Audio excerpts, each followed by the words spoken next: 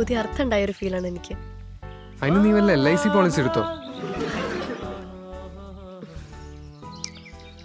സാജൻ, അവൻ എൻ്റെ ലൈഫിൽ വന്നില്ലായിരുന്നെങ്കിൽ.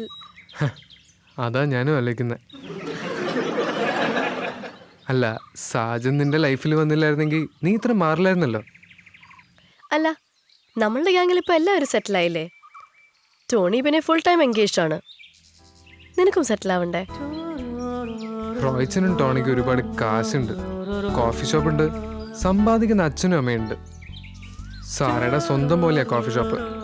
നിനക്കാണെങ്കിൽ റിച്ചായ മമ്മിയും ജിമ്മിലെ ജോലിയുണ്ട്. സ്വന്തം കാലിൽ നിൽക്കാതെ ചെറിയ ചെറിയ മോഹങ്ങളൊക്കെ നടക്കുന്ന ഒരു പലചരക്ക് കടക്കാരൻ്റെ മോന് ഇതൊക്കെ ഒരുപാട് ദൂരെ. ഒന്ന് പറഞ്ഞ് രണ്ടാമത്തെ നീ ഇങ്ങനെ ഇമോഷണൽ ആവല്ലേ? അതൊന്നും സാരില്ല. നിനക്ക് കഴിവുണ്ട്. ഒരൊറ്റ സിനിമയിൽ അഭിനയിച്ചു കഴിഞ്ഞാൽ നീ രക്ഷപ്പെടും, എനിക്ക് ഉറപ്പാ. പിന്നെ ഞങ്ങളെല്ലാം നിന്റെ മുമ്പിൽ ആരും ഇല്ലാതായി പോവില്ലേ? നല്ല സ്വപ്നം. നടക്കാം, നടക്കാതിരിക്കാം. നടക്കും. ഞങ്ങളല്ലേ, ഞാനും സാജനില്ലേ. സാജന് നിന്നെ എന്ത് ഇഷ്ടമാണെന്ന് നിനക്കറിയോ? അവൻ ഇനി മതിയായിട്ടില്ലേ? അല്ല, കല്യാണം കഴിഞ്ഞാൽ നീ ഞങ്ങളുടെ അടുത്ത് നിന്ന് മാറുമോ? അത് പിന്നെ അങ്ങനെ ആണല്ലോടാ. ഞാനൊരു കാര്യം ചോദിച്ചോട്ടെ? പോകുന്നതിന് മുന്നേ നീ എനിക്ക് കുറച്ച് എക്സസൈസ് പറഞ്ഞുതരൂ? വലിയ നടനൊക്കെ ആവണ്ടല്ലേ? സാജൻ, ഹലോ. ഇല്ല, ഞാൻ പുറത്താണ്.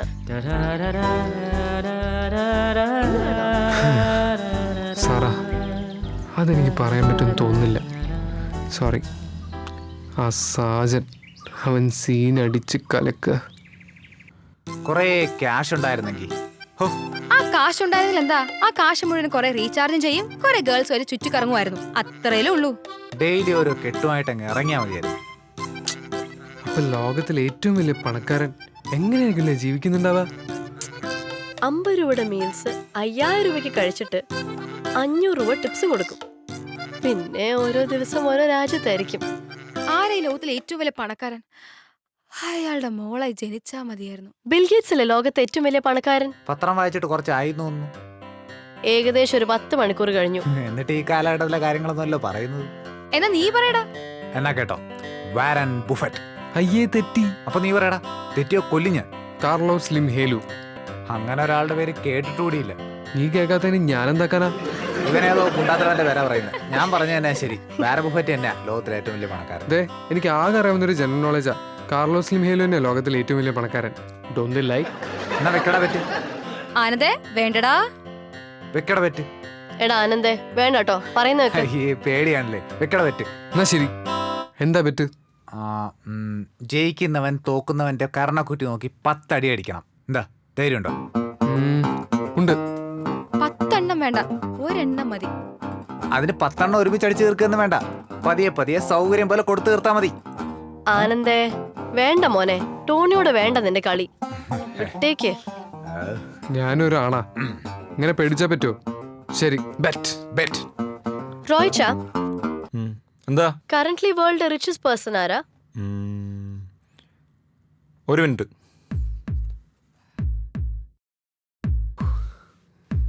ദൈവമേ, കാർലോസ് ആവണേ എൻ്റെ മുത്തപ്പ. World's richest person Carlos Slim Helu. ഇനി 9 എണ്ണം പുറകെ വരുന്നുണ്ട്. Please wait.